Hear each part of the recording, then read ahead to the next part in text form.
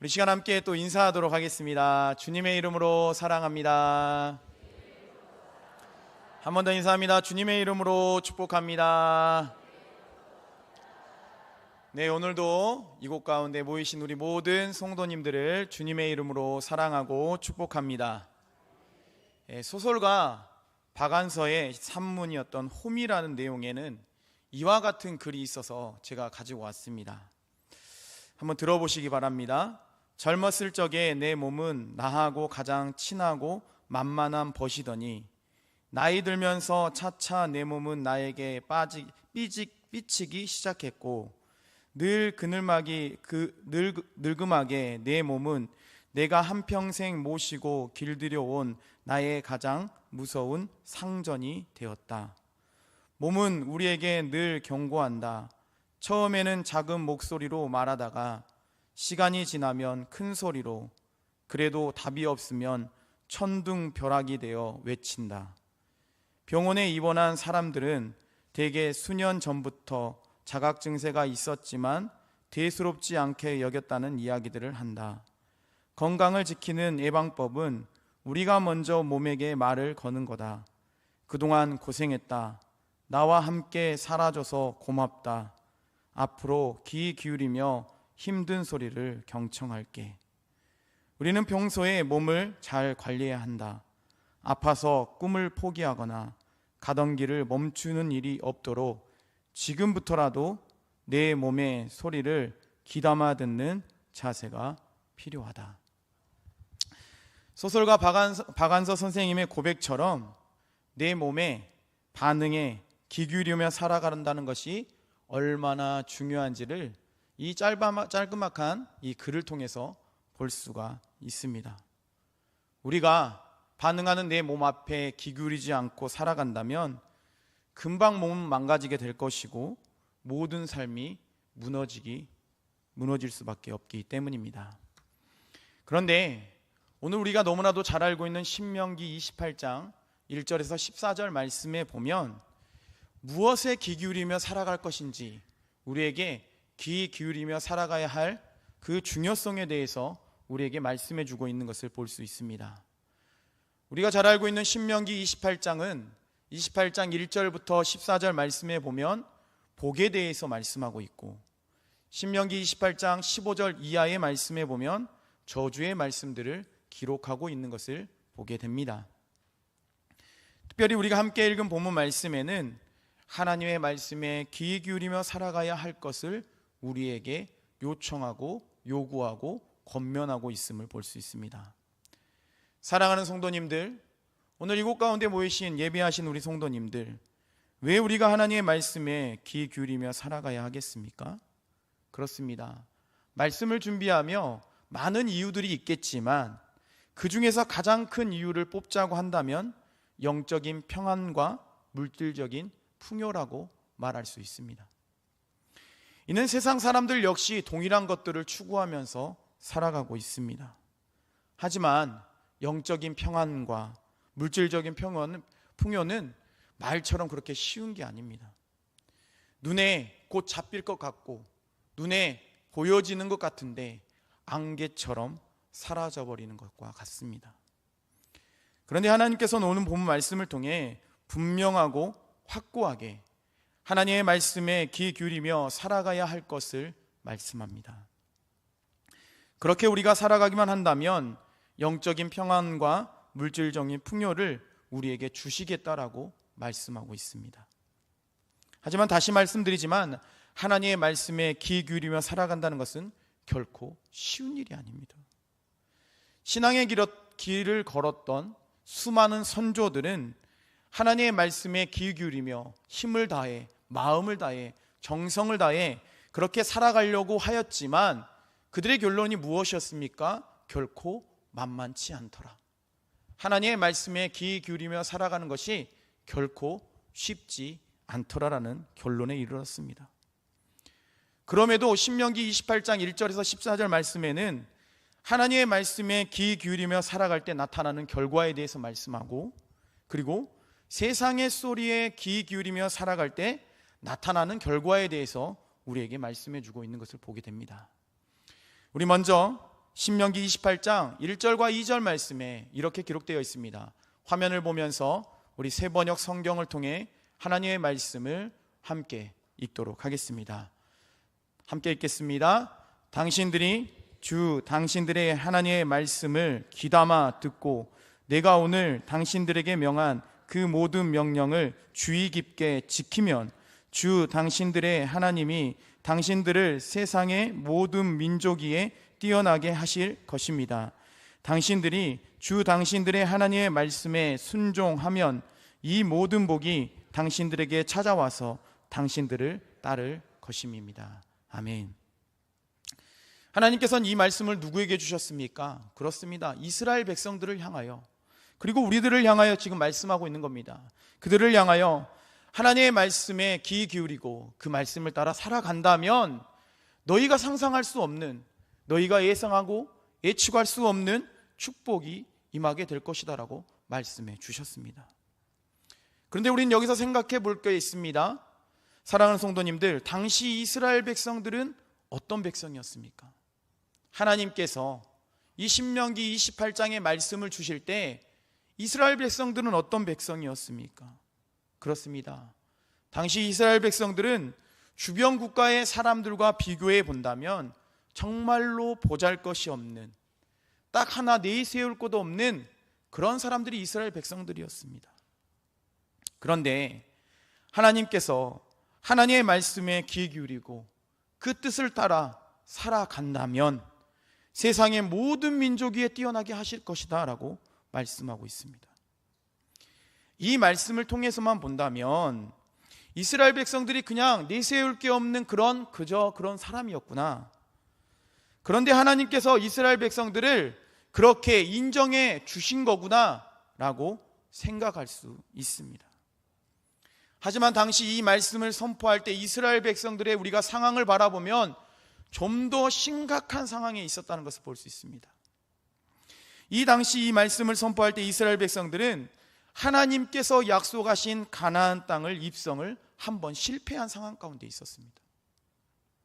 또 아직 이스라엘 백성들은 영토가 없는 또돌이 백성들이었습니다.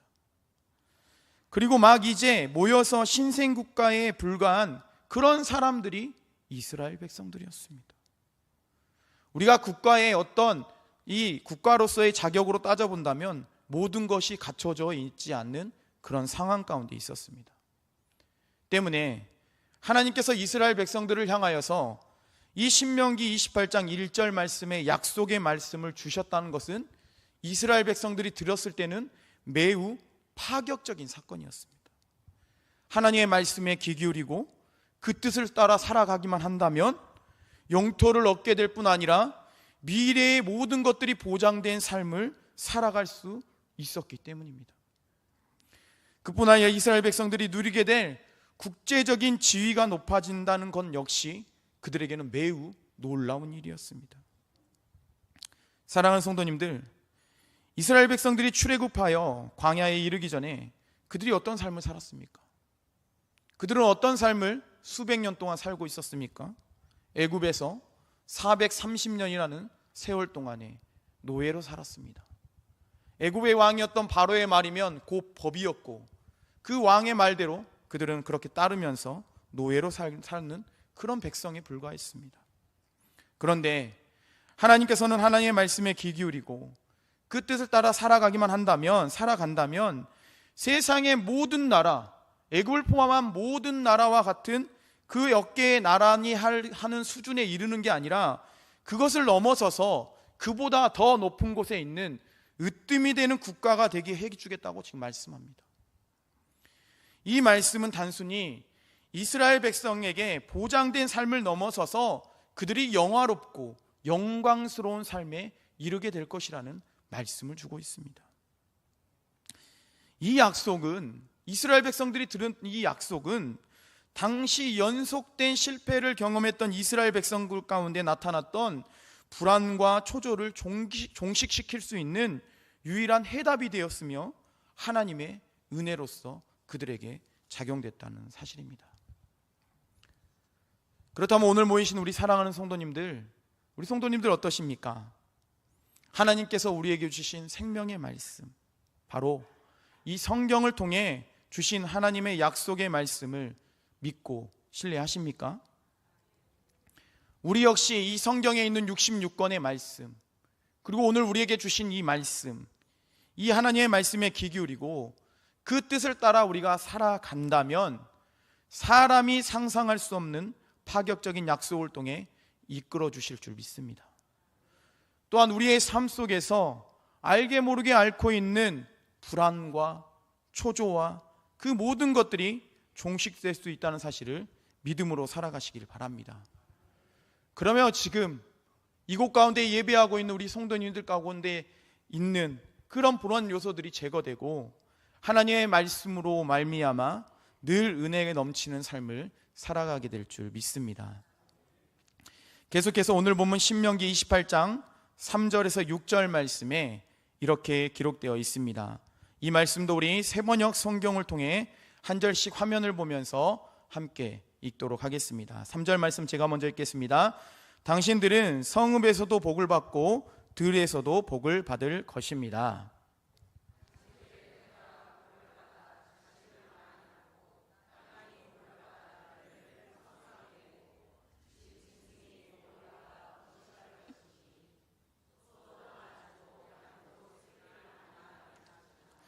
당신들의 곡식 광주리도 반죽 그릇도 복을 받을 것입니다. 6절 말씀 함께 읽습니다. 당신들은 들어와도 복을 받고 나가도 복을 받을 것입니다. 하나님께서는 계속해서 말씀하십니다. 하나님께서는 하나님의 말씀에 귀 기울이며 그 뜻을 따라서 살아가게 되면 일상생활 가운데, 우리의 생활 가운데 복을 받게 될 것이다 라고 말씀해 주고 있습니다. 먼저 오늘 본문 신명기 28장 3절 말씀에 보면 하나님의 말씀에 귀 기울이고 그 뜻을 따라 살아가는 사람은 어디에 살며 어떤 직업을 갖고 있는지 살아가든지 어떤 직업을 가지고 있든지 복을 받게 될 것이다 라고 말씀해 주고 있습니다. 또한 신명기 28장 4절 말씀에 보면 4절과 5절 말씀에 보면 하나님의 말씀에 귀 기울이고 그 뜻을 따라 살아가는 사람은 자손뿐만 아니라 가축, 농작물의 번성과 양식의 풍요로움을 얻게 될 것이다 라고 말씀해 주고 있습니다. 우리는 여기서 풍요로운 삶이라는 것에 한 번 더 볼 필요가 있습니다. 이 풍요로운 삶이란 당시 근동사회에서는 매우 중요한 의미였습니다. 당시 사회는 산모가 아이를 낳다가 죽는 경우가 허다했다고 합니다. 또 굶주림으로 인해 양식이 없어서 굶주리는 사람들이 끊임없이 나타나는 그런 현상들이 있었다고 합니다. 때문에 의, 식, 주에 관한 보장받는 풍요로운 삶은 백성 가운데 매우 중요했습니다. 그래서 당시 백성들은 이러한 삶을 추구했기 때문에 근동사회에서는 무엇이 많이 나타나겠습니까? 그렇습니다. 풍요로운 삶을 위해서 다산과 그리고 풍요를 상징하는 신들이 많이 있었다고 합니다. 이러한 사실을 알고 계셨던 하나님은 풍요와 번성은 다른 여러 이방 신들을 통해서 얻어지는 것이 아니라 하나님께 속해 있음을 말씀하고 있습니다. 그리고 이어지는 오늘 본문 신명기 28장 6절 말씀에는 무엇을 하든지 복을 받게 될 것이라고 말씀하고 있습니다.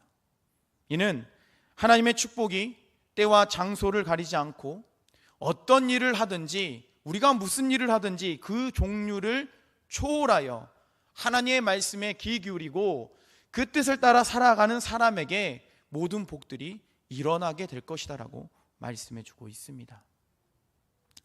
그렇다면 사랑하는 성도님들, 지금 말씀하고 있는 일상의 복, 일상에서 얻어지는 복, 이 복이 하나님의 말씀에 이 복이 우리에게도 임한다는 사실을 믿으십니까? 아니면 아직도 하나님의 말씀 앞에 의심하거나 고민하거나 걱정하고 있지는 않으십니까? 오늘 모이신 우리 사랑하는 모든 성도님들께서는 하나님의 말씀에 귀 기울이시고 그 뜻을 따라 끝까지 살아가기를 소망합니다. 그래서 우리의 삶에 임하는 복뿐만 아니라 우리의 삶을 넘어 우리가 거주하고 있는 이 여수 땅 가운데 여수 땅까지 복을 받게 되는 그것을 보게 되는 경험을 하는 모든 성도님들 되시기를 간절히 소망합니다. 계속해서 신명기 28장 7절에서 13절 말씀에는 6가지의 약속을 나누어서 우리에게 말씀해 주고 있습니다.